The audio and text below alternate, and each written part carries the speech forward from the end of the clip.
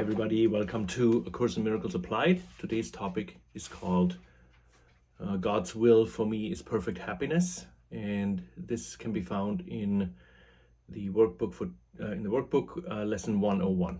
God's will for me is perfect happiness. We're going to go through the lesson, and it's interesting. There are, I think, 7 paragraphs in this lesson. And 3.5 of them basically talk about the opposite of happiness, which is sinfulness. So we're going to make a connection today between happiness and sin, or rather with unhappiness and sin.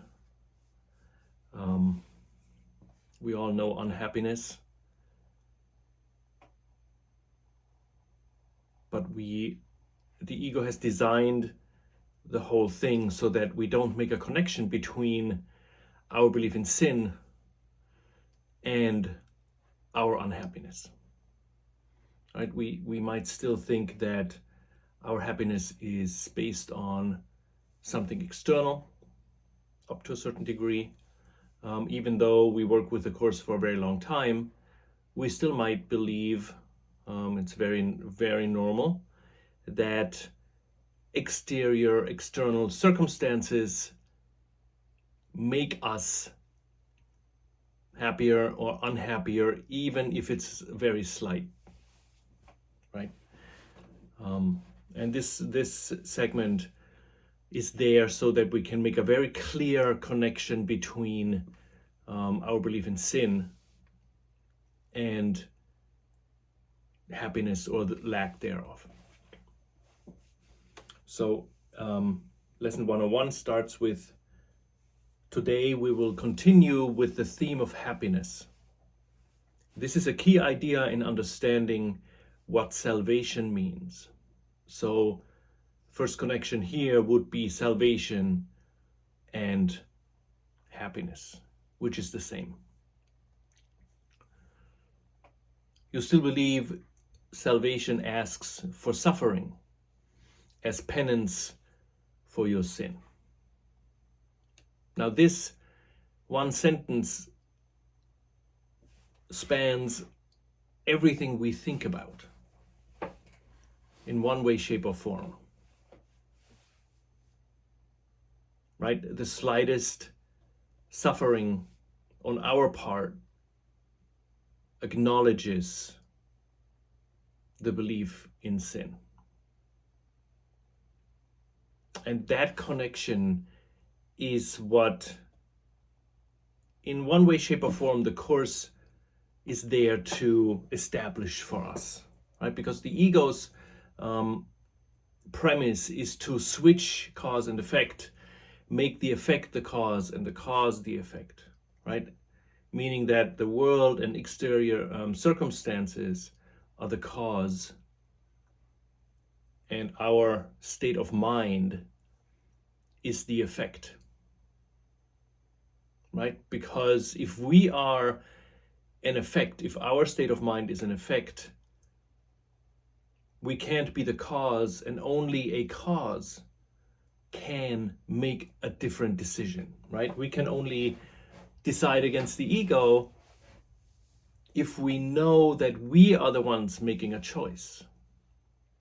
As long as our happiness is based on external circumstances or anything other than our choice, we don't know that, right? We can't make that decision against the ego if we believe we are the ones being decided upon, in a way. So you still believe it asks for suffering as penance for your sins. So here Jesus makes a very clear connection between suffering and our belief in sin, right? And the cause-effect relationship, the belief in sin is here, and the punishment or the suffering as penance would be the effect. And then he says, this is not so, yet you must think it so while you believe that sin is real and that God's Son can sin.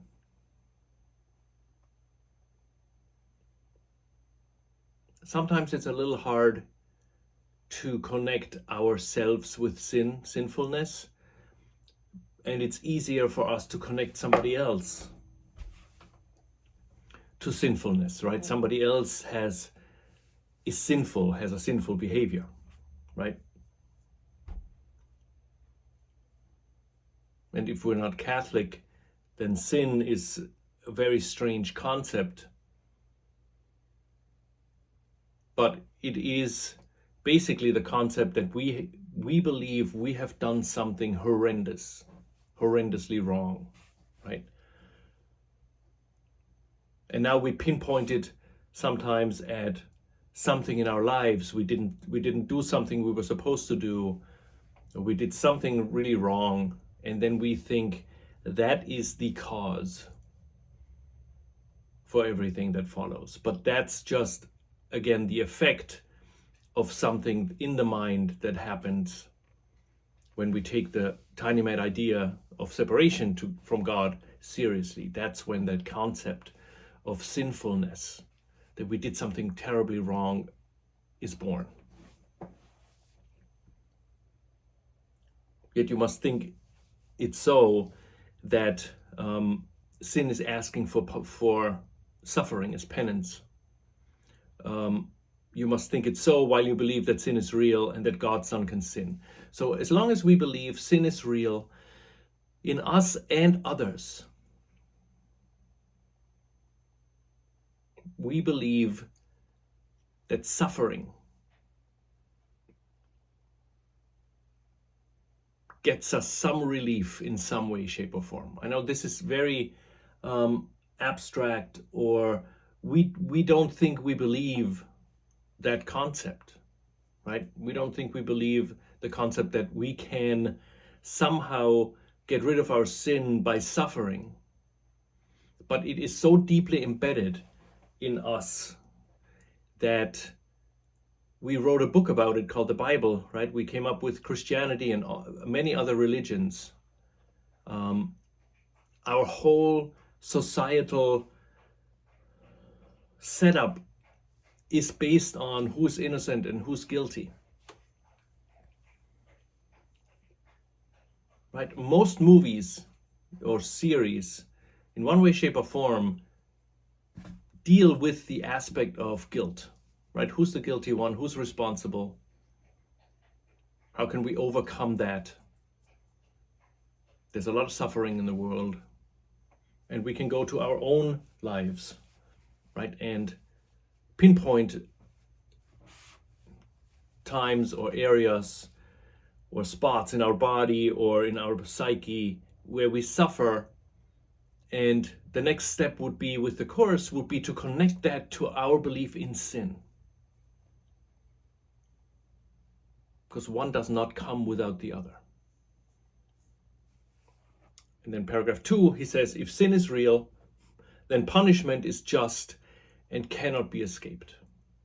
Right? So if sin is real, punishment is just and cannot be escaped.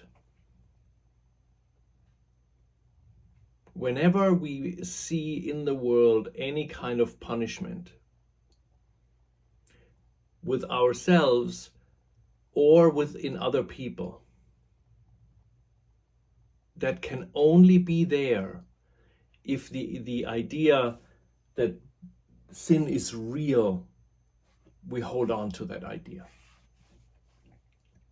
Without holding on to the idea of that sin is real, there cannot be any kind of form of punishment at all. Right? With children, with other people, within ourselves, cannot be any punishment. When the moment sin, the belief in sin is given up, punishment is completely gone. Because the two can only exist together. right? If the cause is gone, the effect is gone.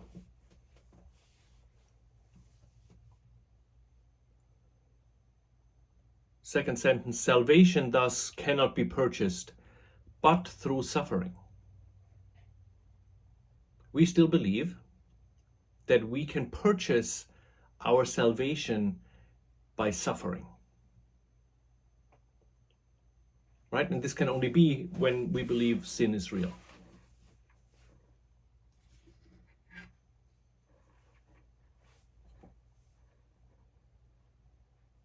So each time we suffer in the slightest,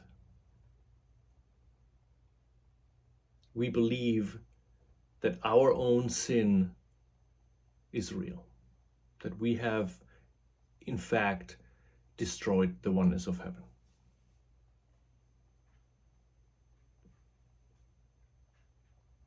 And we're trying to purchase our salvation by suffering. We basically, the mindset is, we know we did something horrendous to God.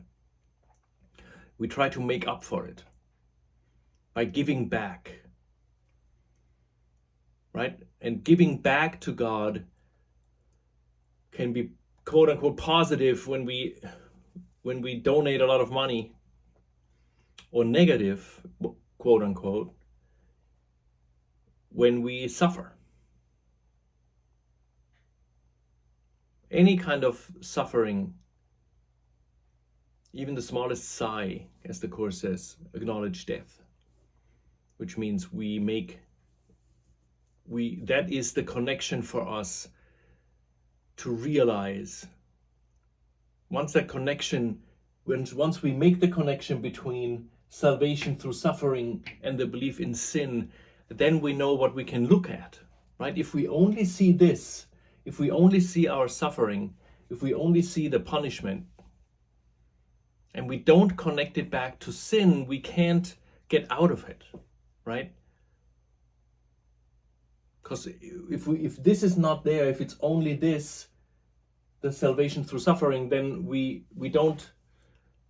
have no choice, right? If sin is real, we're hustling to overcome that by suffering, by the belief in punishment, either ourselves and others, or we just watch punishment, right? We watch punishment. We can watch punishment through nature, right?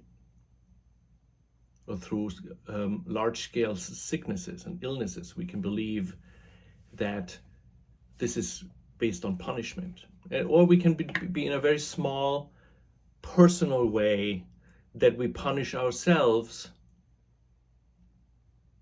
through various things that happen in our lives, right? And when we see that as punishment, we must also believe in sin, but this is usually hidden, right? The cause for all this is usually not in our awareness. It's only this that's in our awareness, the effect, but not the cause. And the Course connects the two, because that is the only way we can realize what's going on, and then we can question this belief in sin, right? That's what the forgiveness is for, to question, right? To ask Jesus or the Holy Spirit, can this really be true that I am sinful?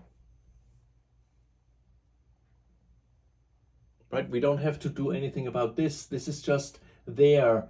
Once we recognize that and we make the connection to our belief in sin, then this already has a very holy purpose, right? The purpose of this now becomes for us to become aware of the block,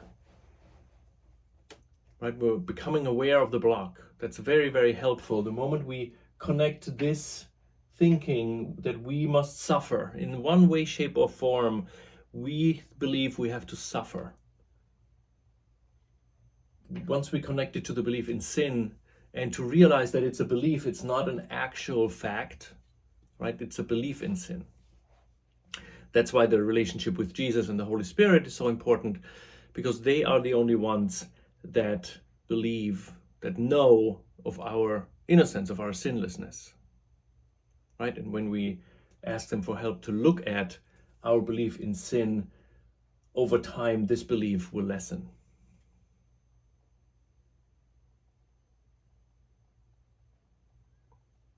So we have, the last thing he said was, salvation cannot be purchased but through suffering, right? So salvation, suffering, and sin, we made the connection. The next one, if sin is real, then happiness must be illusion, for they cannot both be true.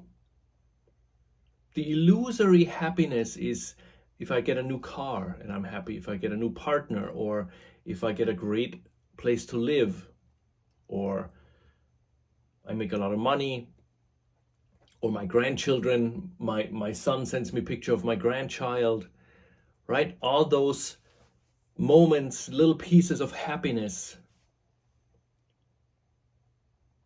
are illusory. That doesn't mean we shouldn't have them, right? It's just a matter of looking at them and realizing that when we believe, if we think, or when we think that this little moment is happiness, as Jesus says, we are asking not too much from life, but far too little. Right? We're asking far too little from life if we think something here can make us happy. Whatever that might be, however spiritual that might be. Right? Jesus says it's not wrong, it's not a sin, because there is no sin, right? There's a belief in sin. It's not a sin when we believe this thing makes us happy. But he says, I want to give you the whole banquet. And you're sitting under the table searching for little crumbs. Oh, here is a car, right? Or here is a partner, or here's a house, or here's something that I go get from Amazon, right? There's absolutely nothing wrong with it. The only thing that Jesus wants us to know is that's not happiness, that's an illusion, right? It's a completely, perfectly crafted illusion that is based on our belief in sin. Right? Without the belief in sin, we would not need Amazon. Unfortunately for Amazon, without our belief in sin, Amazon would not exist, right? There are no, we don't need 90% of the things we buy, as the Course says, right? But that's not the concern. The concern is not I order too much from Amazon, or I'm trying to find happiness in the world. That's not the concern. The concern is we don't realize why we're doing it, the purpose it serves. And that can only be because we believe in sin, right? In our own sin, sinfulness. That is the cause. And the illusory happiness that we experience is the effect.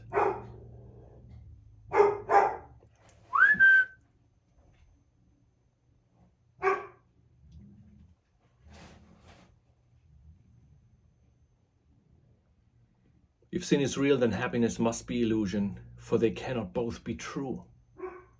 If sin is real, true happiness cannot be. Only illusory happiness can be.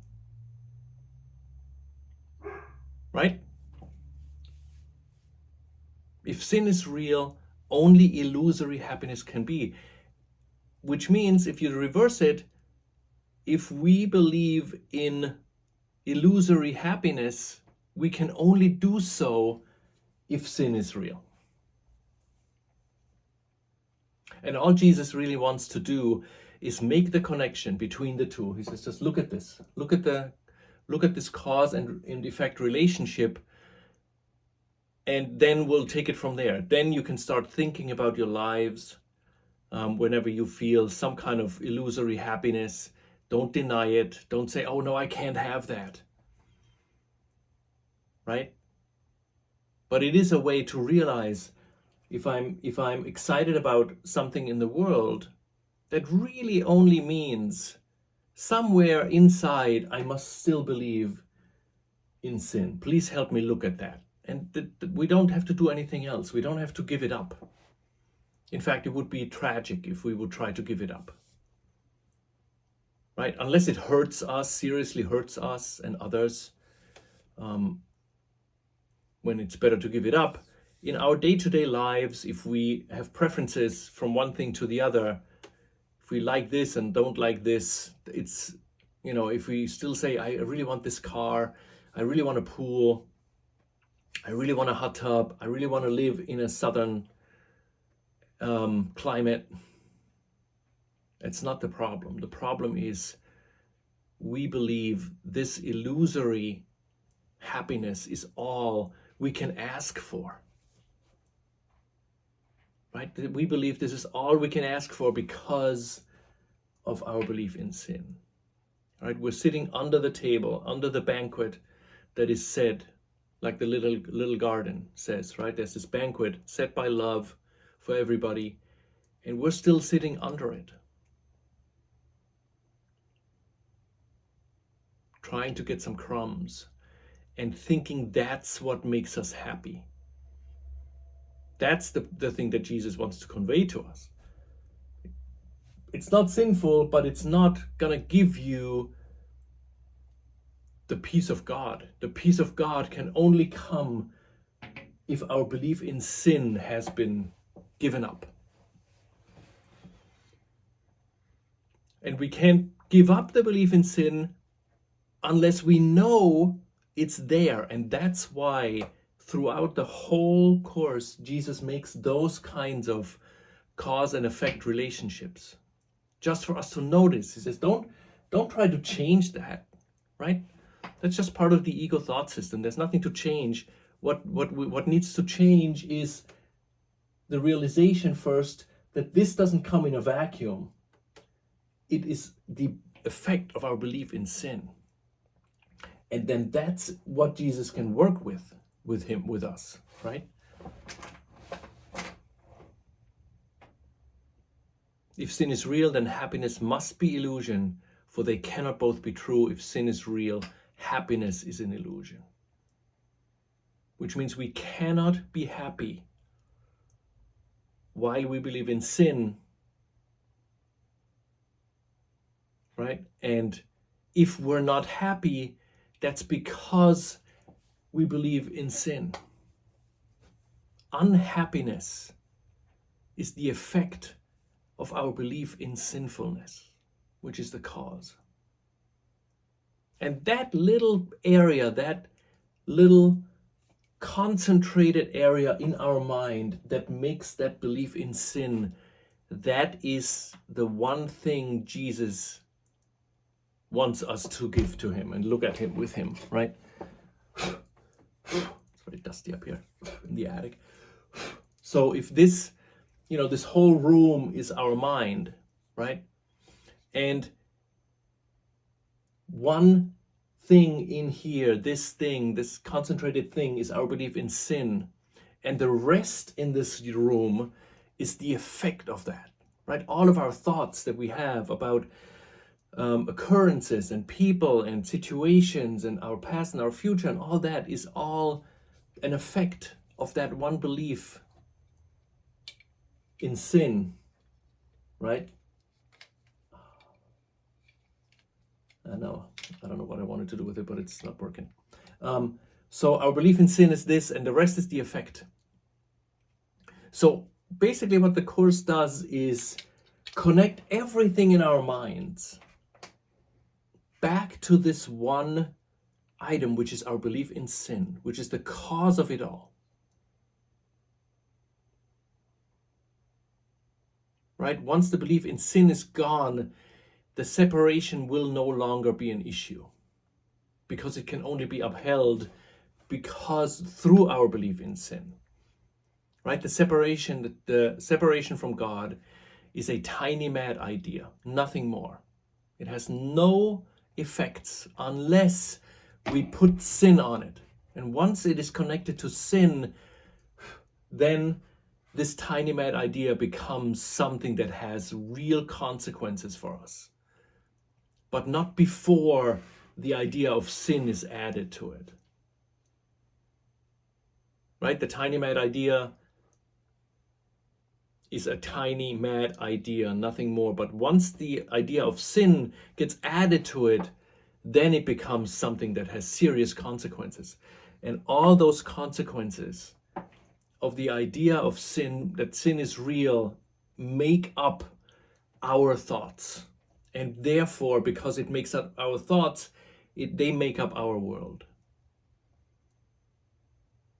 So the world is the belief in sin pushed outward, and now we're looking at that without recognizing the cause and effect relationship they both have.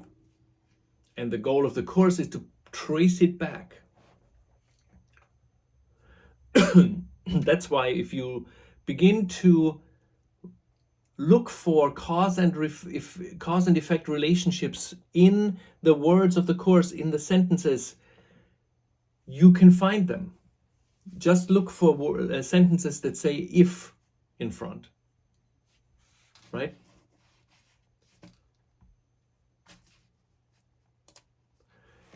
If something, then something, right? Let me see if I can find this quickly.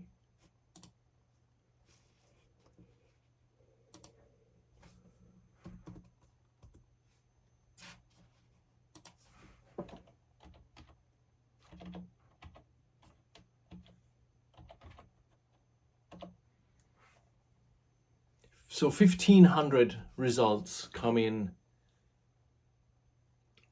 that have the word if. 1,500 sentences that have the word if in it. Some of them is not 100% cause and effect, but a lot of them are, right? A lot of them is cause and effect. For example, there's one that says, if fear exists, then there is not perfect love, right? If fear exists, fear is there to blot out perfect love, right? So if you go through the course, if you read the course and you come to a sentence that has if in front of it or during it, this is a cause and effect relationship. And that's a very important sentence then, because the ego's goal is for us not to have that, to recognize the cause and effect relationship. For the ego, it's important that we cannot make a decision, right? Because the decision would be against the ego. That's the fear of the ego, that we decide against it. So it must come up with something that makes us not being able to make a choice. And how it does that is to make us an effect, to make the decision maker an effect, and have the cause being bombarding the decision maker from the outside world, right? So that we're preoccupied with, oh my God, I feel this, I feel unhappy because of that, I feel happy because of that. We never go back and turn the whole thing around and say, wait a minute, we are the cause for everything we see, because what we see is the sinful, the belief in sin projected outward. Right? Jesus makes the connection between us as the thinker, and he says, you are the image maker. Whatever you see in the outside world is an image that you made. It's not that the image is first and you are second. You are first, and the image you see is second. You are the cause. Your belief in sin is the cause for everything you see. I know we're like, what?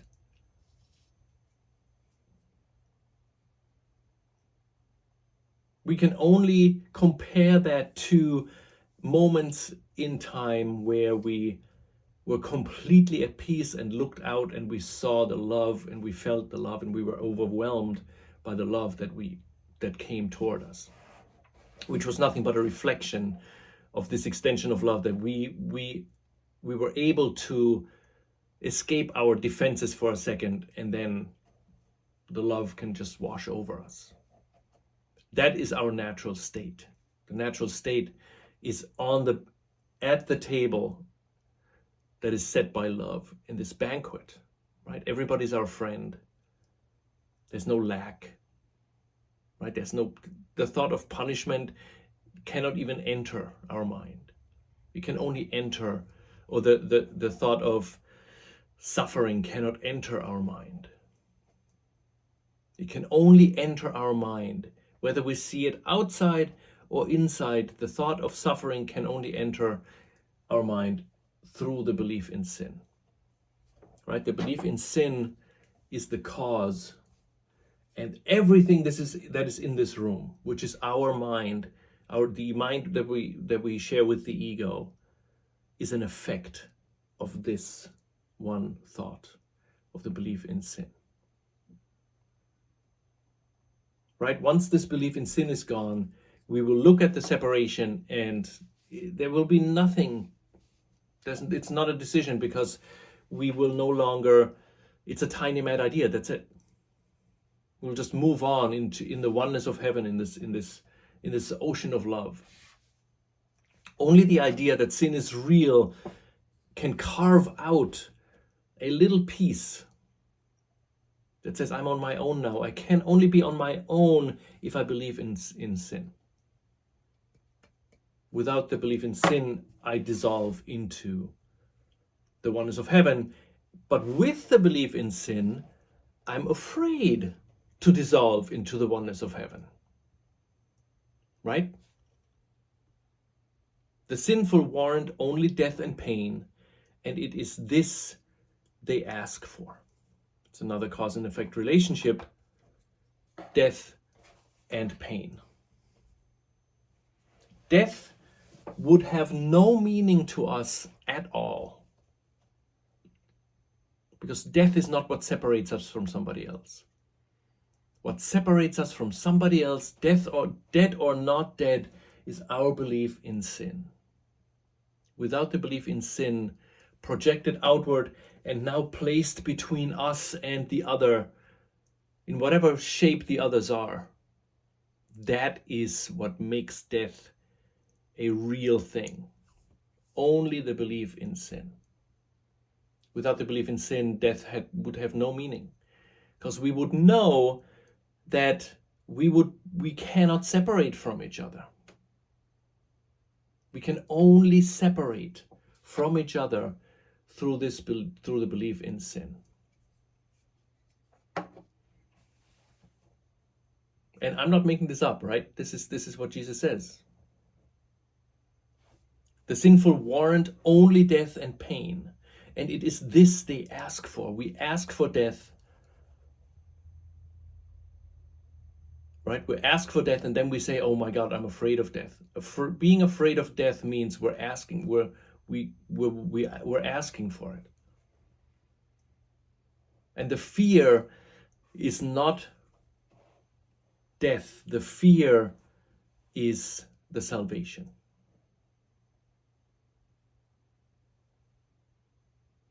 I'm going to skip down to paragraph 3 and then come back to paragraph 2.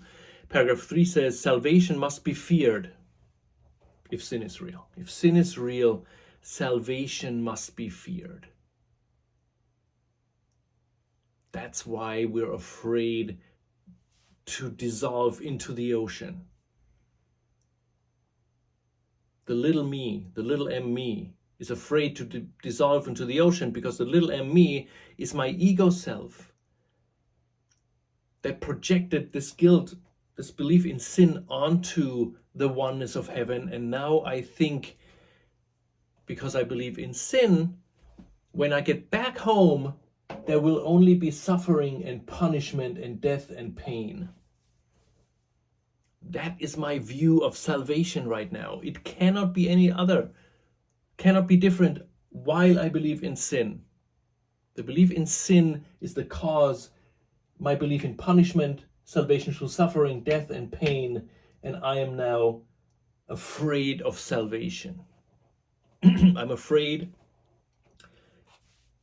as the drop to dissolve into the ocean only if I believe in sin. right? It says it here in black and white. If sin is real, salvation must be pain.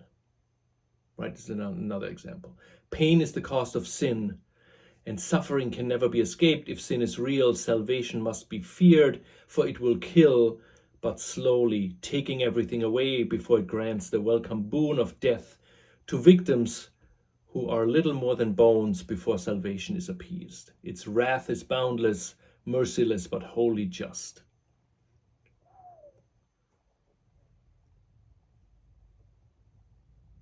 We skip over those lines. We think the workbook is a beautiful book. It's not. But it is there for us to see that connection between the cause is the belief in sin and the effect. Right? If sin is real, salvation must be pain. So if I feel any kind of pain in any way, shape, or form, it must be because I believe sin is real. And that is in itself a painful thought. Because then I think, oh my God, I'm responsible for my pain. Right? That's not what Jesus is after. Jesus is after, he says, you can only have that pain because of this belief in sin. Once the belief in sin is gone, there is no reason for any of this anymore. Right? Pain is not just pain. Pain is the absence of the peace of God.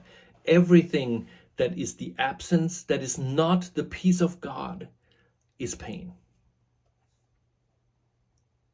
We just have it buried under layers and layers and layers, and then we grasp for those illusions of happiness. Right? But everything that isn't the peace of God must be pain.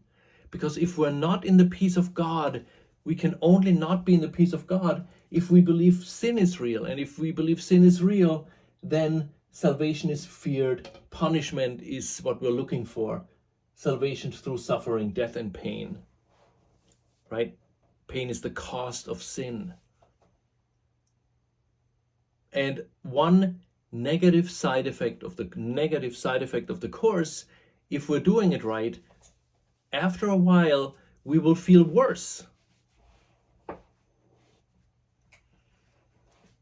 We can't feel better if we read this and connect the dots. Right? Once we have a bunch of experiences of the peace of God, the rest will feel shallow and hollow and like a desert, like a desolate wasteland for a while. Right? The world is a desolate wasteland made real by our belief in sin. How good can it be? And even though this is a painful process, Jesus wants us to open this whole up and go through it with him. Because if we don't go through it, if we still believe we are the effect and the cause is the outside world, we will not make a decision against the ego because we don't know we have one.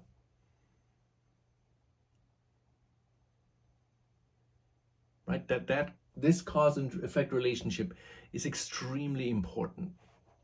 And we do the very best we can. Day in, day out. Every day we do a little bit. We have setbacks. We're like, oh my God, what am I doing? I have no clue what this means, right? I can't get out of this pain. I can't get out of this misery. If we can remember this to say, okay, if I'm in any kind of misery, if I don't feel the peace of God, it must be because I believe in sin. My belief in sin is the cause. Jesus, please help me with that. Am I really guilty? That is the number one question. Am I really sinful? You tell me, because I asked the ego for millennia. I have asked the ego to answer the question of my sin. I never asked you. Right? What do you say?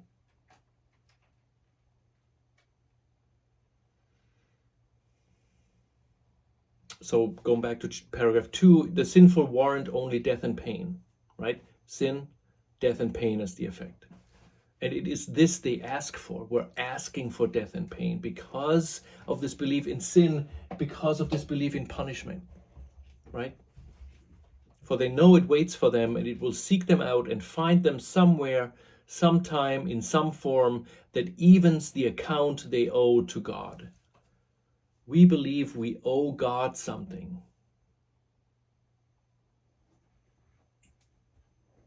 Right? And that belief can only be because we believe in sin. Without the belief in sin, we will not think that we owe God something because we're in God. They would escape him in their fear. We escaped in the world, into the world. We're identified with this body because we believe God is going to get us, and that is because we believe in sin. And yet he will pursue, and they cannot escape. Right? Every horror movie is only about that. There's no horror movies if we don't believe in sin. There's no love stories if we don't believe in sin. This world is very boring if there's no sin. There's only peace, right? And for the ego, that's like the absolute worst. But the reason is we're so identified with the ego that we are melted to the ego, right? And the belief in sin makes us believe that salvation is to be feared, right? Its wrath is boundless, merciless, but wholly just. That's what we believe of God. Now that is the reason why we're so resistant to this course. That's why we want to say, no, it doesn't say that. Right? We're so resistant to being in the presence of Jesus. We're fully resistant to being in the presence of Jesus or the Holy Spirit.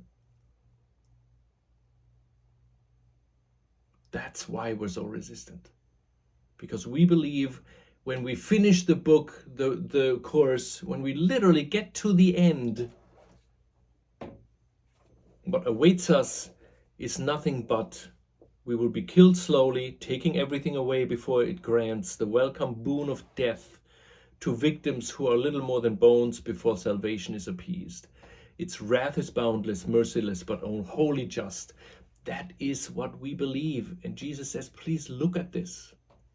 If you believe in sin, which you can see in your life through all this, if you're afraid of salvation, right? If you believe in death and pain, if you think salvation can come through suffering in any way, shape, or form, and if you believe you will be punished, which all those are still below the surface, we're not aware of them, right? That's why Jesus brings them all up, right? It can only be because of this. And that is, right? That is this. And this is what Jesus needs, this one little container. The rest, everything else is just a means of showing us that this is what it's about. Right? Jesus says, if this is the world because of this, right? You're in pain because of this. You believe salvation is to be feared because of this. You think God is out there to get you because of this. You believe other people are out to get you because of this. You believe you can only have crumbs, you can only be in abusive relationships, or be totally poor or totally rich. That's your salvation. It's only because of this. Right? Sin, your belief in sin is the issue. And that is the only thing Jesus is there for. Right? He shines a light at this thought of sin. The rest is just to trace it back. Right? We're looking at a relationship. that we have a lot of conflicts with. That's not the issue. The issue is, okay, wait a minute. What is the cause of it? The cause of it is the belief in sin. We're tracing it back and we say, Jesus, look at this belief in sin with me. That is, if we can do this, right? If we use our process with the Course for that everything we see, everything that gives us trouble, we can say, stop. What is the cause of this? The cause of my experience of this, such and such, pain, excitement, triumph, whatever the experience is, the cause of it is the belief in sin. When I'm afraid of my neighbor, I'm afraid of another person, I'm afraid of the IRS, I'm afraid of salvation. We can trace it back and say, Jesus, my belief in sin is the cause. Please help me look at that.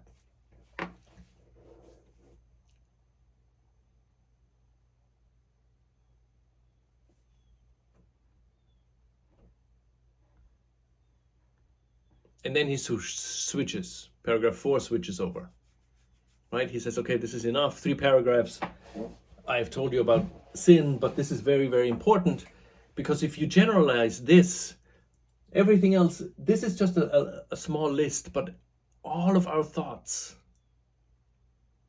right? The belief in superiority, the belief of being a victim, the belief of I'm the worst of the worst or the best of the best, the belief in I just want to live in my comfort zone, for example, right? It's all part of it. The belief that you're the bad guy, that I will suffer because of you. The cause for it is my own belief in sin. Without that, it would not be there.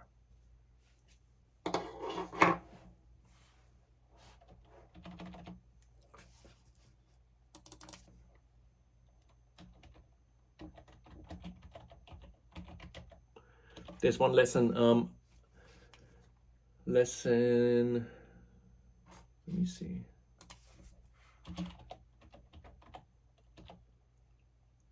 No, it's not a lesson. It's in chapter 26, section 4, where sin has left.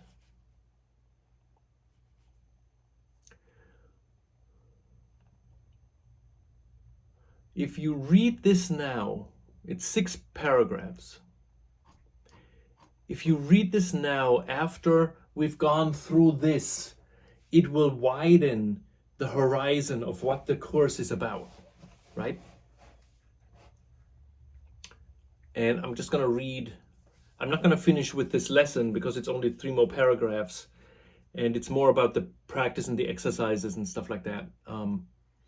But where sin has left is really such a good example, because once we realize all of what we just talked about, right, that sin is the cause for everything, all of our thoughts, and then Jesus says, where sin has left, he gives us kind of a glimpse in what our life is like when we don't believe this anymore, right?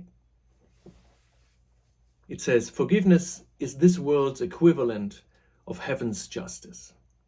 It translates the world of sin into a simple world where justice can be reflected from beyond the gate behind which total lack of limits lies. So forgiveness means the sinlessness of God's Son is guaranteed. Right? That is the correction for this. The belief in sin. True happiness is sinlessness, which is innocence. Sinlessness is when we look at the world not through our eyes of sin, but through the eyes of sinlessness. Let's take this, right? So we have given up the sin, and we are now looking through the eyes of sinlessness. Nothing in boundless love could need forgiveness. And what is charity within the world gives way to simple justice past the gate that opens onto heaven. No one forgives unless he has believed in sin, and still believes that he has much to be forgiven. Forgiveness thus becomes the means by which he learns he has done nothing to forgive. Forgiveness always rests upon the one who offers it until he sees himself as needing it no more. And thus is he returned to his real function of creating, which his forgiveness offers him again. Forgiveness is the realization that the belief in sin is unfounded, right? Forgiveness turns the world of sin, which is the world we see right now, in all its beautiful aspects and ugly aspects, all of it, because it comes from our thoughts. It must come when we're in the ego from our belief in sin. The nicest sunrise and sunset is just illusory happiness, right? Because once the sun is gone, it's over, right? That can only be a symbol. So forgiveness turns the world of sin into a world of glory, wonderful to see. Each flower shines in light, and every bird sings of the joy of heaven. There's no sadness and there's no parting here, for everything is totally forgiven. And what has been forgiven must join, for nothing stands between to keep them separate and apart. Right? The separation is not the issue. What has been forgiven must join, for nothing stands between to keep them separate and apart. The separation can only be held onto by the belief in sin projected onto the other. The sinless must perceive that they are one, for nothing stands between to push the other off, right? And in the space that sin has left vacant, do they join as one in gladness, recognizing what is part of them has not been kept apart and separate. The holy place on which you stand is but the space that sin has left. And here you see the face of Christ arising in its place. Who could behold the face of Christ and not recall his Father as he really is? Who could fear love and stand upon the ground where sin has left, a place for heaven's altar to rise and tower far above the world and reach beyond the universe to touch the heart of all creation? What is heaven but a song of gratitude and love and praise by everything created to the source of its creation? The holiest of altars is set where once sin was believed to be. And here does every light of heaven come to be rekindled and increased in joy, for here is what was lost restored to them, and all their radiance made whole again. And it goes on. I'm going to read a little bit more at the end, but if you would just read that, you don't get the whole picture, right?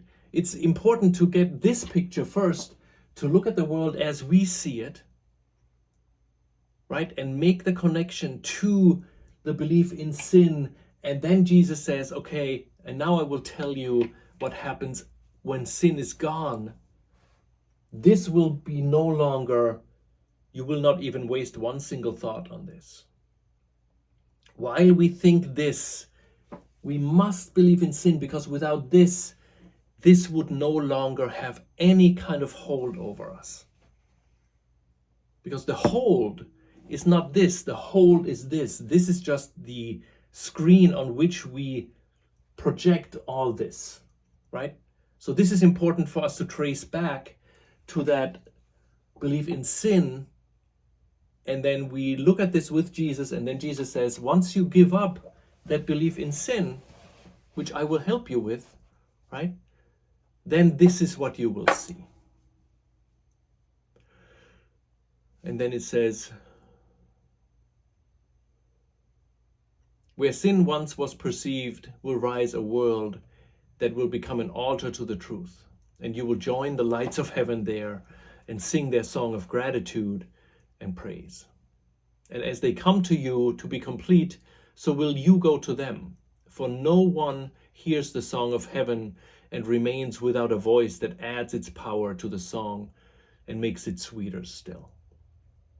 And each one joins the singing at the altar that was raised within the tiny spot that sin proclaimed to be its own, right? The tiny spot that sin proclaimed to be its own.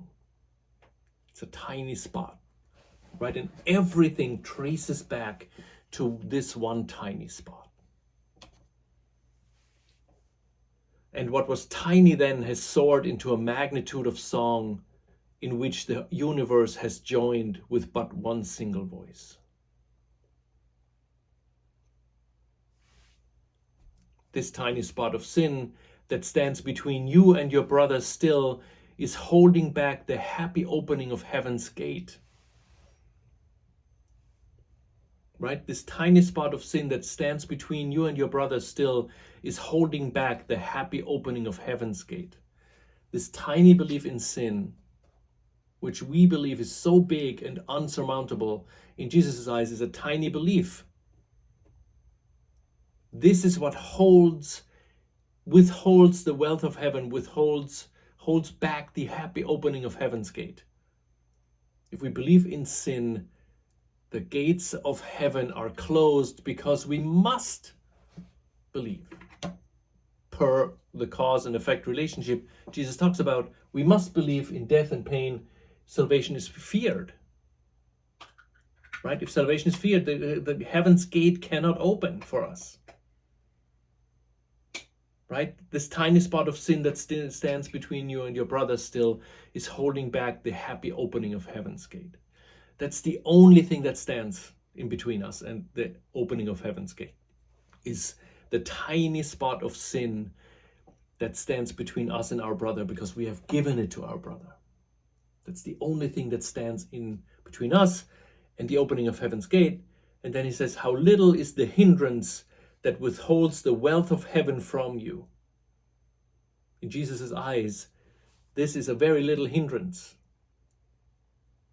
But because if we believe in sin, we must believe salvation is feared. That's what he says in lesson 101, right? Salvation is feared. We're fearing it. We're afraid of it because of the belief in sin. And this little hindrance, which is the belief in sin, is what withholds the wealth of heaven from us. Nothing else. We don't have to worry about anything in this world with regard to our spiritual journey. Everything in this world is just the screen from which we can trace back, oh, I'm suffering, I'm in pain, I'm impatient, I'm worried, I'm anxious, I feel triumphant, I feel superior, I feel inferior. Trace it back to the belief in sin, and then Jesus says, this is a very little hindrance, but this little hindrance, while you believe in it, it withholds the wealth of heaven from you.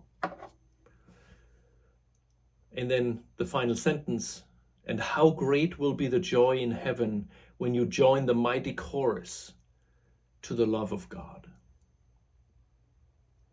Right? We get inklings in the chorus. What life without the ego would be, right? And this chapter 26, section 4, where sin has left, is perfect for that. Perfect representation of Jesus's teachings to us, that this is what you will experience once you have let go of the belief in sin. But this can't just be it. He says, okay, now, once you have read this and you know, okay, I get it now. Right? I get it, what it means when sin is left. So now let's concentrate on sin and work on this, and first identify this belief in sin by all those other things that we can see in the world, trace it back and say the cause for this, for all of this, is my belief in sin. Please, Jesus, help me look at it. And partially of how Jesus helps us looking at it is when we read in the course, we read a beautiful section like that.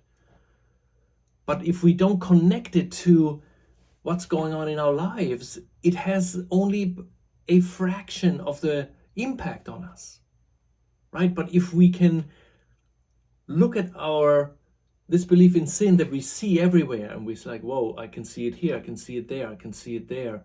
And we stay with that and we work through that a little bit. And then we read this. It's like, oh my God, this whole thing makes so much more sense now. It's no longer just beautiful words and there's a memory there that carries me, but it's finite. It stops, right? Because we're still attracted to that belief in sin, and that is the work we need to do. And that's the lifelong process of the course, right? We establish the cause and effect relationship between everything that's wrong or right in our lives and the belief in sin, with the goal of going beyond it to something that is so much bigger, that if we would go there, none of this would have any kind of, it's like a feather that is already far gone. And we're in this wealth of heaven, in this great joy in heaven when we join the mighty chorus to the love of God. But we can't join the mighty chorus to the love of God while we believe in sin, right? This chorus is a closed membership. Only when we let go of the belief in sin, that we have to leave this outside, then we can enter the chorus and we will be overwhelmed by the love that is there between everybody, because everybody then will become our brother.